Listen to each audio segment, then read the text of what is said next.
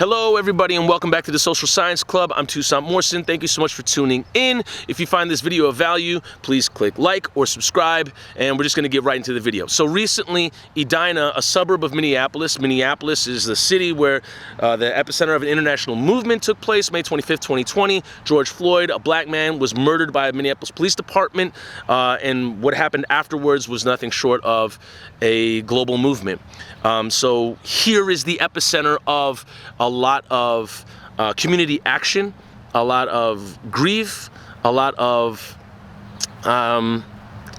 reaction and action taking place and reverberating throughout the entire state of Minnesota. And mind you, Minnesota is known to be a passive state culturally.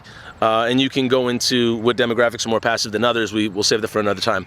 But recently, a suburb of Minneapolis called Edina has had 2 acts of racial vandalism, and you could also say racial violence. 2 weeks ago, there was anti-black, anti-Asian, and homophobic slurs written in chalk outside the Coolman Stadium on the tennis court. And then a week later, last week, mind you, today is August 1st, Monday, there was a noose found outside of a community center in Edina.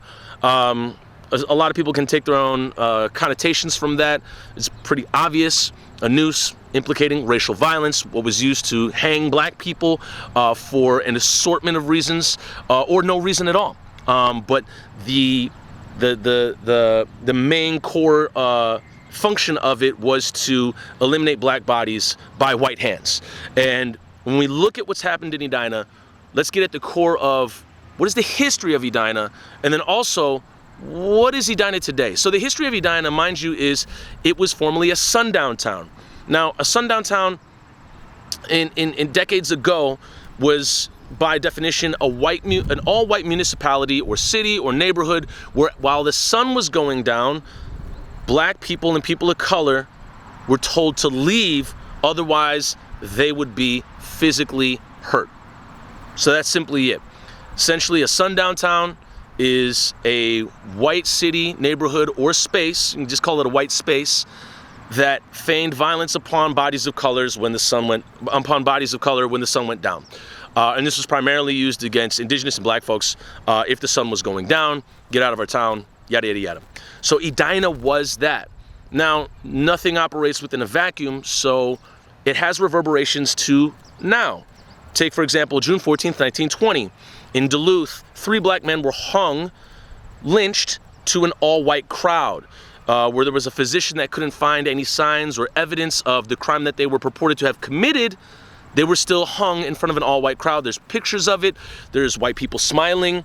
And the idea is, can you immediately remove the past from the present and say, you know, we've moved on from that. We don't do that anymore. We have nothing to do with that.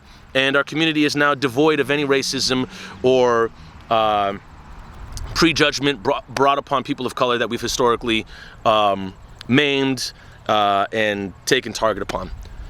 The answer obviously is no, because we don't live in a vacuum. Everything is connected to right now.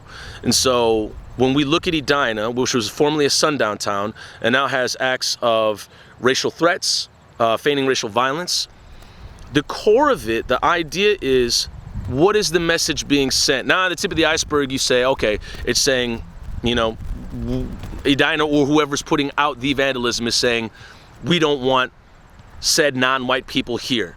Which you can then inversely say, this person is communicating they only want white people in this community.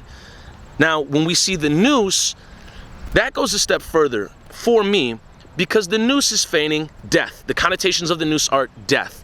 There's no injury by noose or injury by lynching. I mean, I'm sure there could be, but the idea and the main function of the noose was to kill somebody. And in the United States, which is built upon free labor, slave labor, it was to essentially threaten people into completing their task or doing the job or staying a slave or basically falling into line with said demands that were given by white landowners or plantation owners or white folks in general.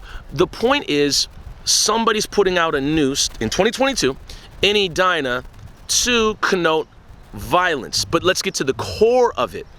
Edina is 86% white.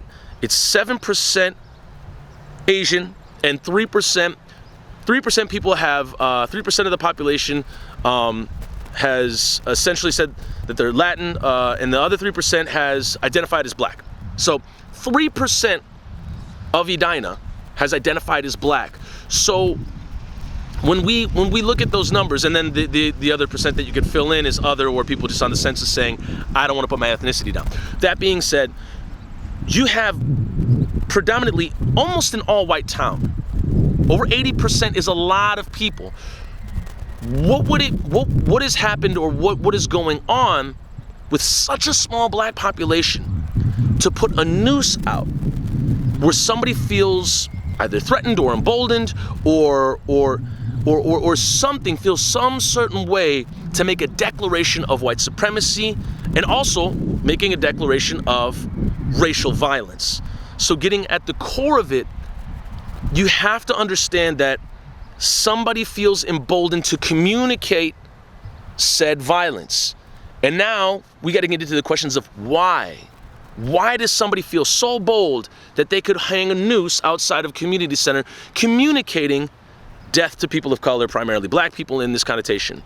So what I want to get at is that we find this happening in spaces where people feel emboldened to say them. So I don't believe there are certain cities and certain neighborhoods where I don't believe somebody would hang a noose out and feel confident that that's gonna be okay. This is in a white space, and it's not condemning the white space. It's saying there is a culture here that is where people feel okay hanging a noose or writing down vandalism that's anti-black, anti-Asian, and homophobic. So the question is incumbent upon the community, okay, what can that community do to not only say, hey, we don't welcome that type of language, but also say, look, we're all gonna do better when we all do better. And this type of language doesn't help anybody, because the person that's committing it feels obviously that it's helping something, or it's supporting something that they believe, or an ideology that they believe. How do you then as a community come together and say, no, we can't have this here because it's not benefiting us in any such way at all? And then getting to the end of it, the idea is that when they've said that they found a potential suspect, which is a young a white juvenile who put the noose out, and you have to go further and say, okay, where did this white juvenile get this idea in their head that that's okay? Everybody has intrusive thoughts. You have intrusive thoughts, I have intrusive thoughts. Everybody has, had some weird dream or woken up and been like, whoa, what was that? But regarding like heavy intrusive thoughts of violence and then saying, yes, I think it's a good idea to go out and make this happen. That is an entirely, that goes down a line where now you're putting a community at risk. Last thing. This person put this out as a message. And as you come to understand racial violence in the United States, as time went on, separating from slavery, we could still call prisons right now modern day slavery, but separating from slavery in the late 1800s, is you then had white supremacist groups known as the Klan, which had hoods on. And the idea was to do their racist work anonymous as possible, because for some reason the idea of connecting your face, your identity with said violence was not okay. When you look at what happened in Edina, did said person who vandalized the tennis courts or hang the noose ever come out and say, hey, I did it? No, they didn't. This is the same type of racial violence that is being committed with a veil of anonymity. And what does that mean to you? What does that communicate to you? Not only just with the tip of the iceberg being the said thing being thrown out there, but what does it mean that it's being done anonymously? These people don't want you to know what they look like or who they are. And we can also even go a little bit further, and we'll save this for another time, looking at the Patriot Front. David Allen Greer posted recently, hey everybody, look, it's the new Klan, or meet the new Klan. And it was a post of the Patriot Front. We'll get into that another time. But the two questions I leave with everybody, I mean, we can look at the tip of the iceberg and say, hey, this is really effed up, this is awful, which that's the same way I feel. However, how do you then go about healing a community or reconciling with the community, which means to be in harmony with, that is developing a culture that says this is okay? How do you reconcile with that? Or does Edina just stay the same and keep doing what it's historically always done?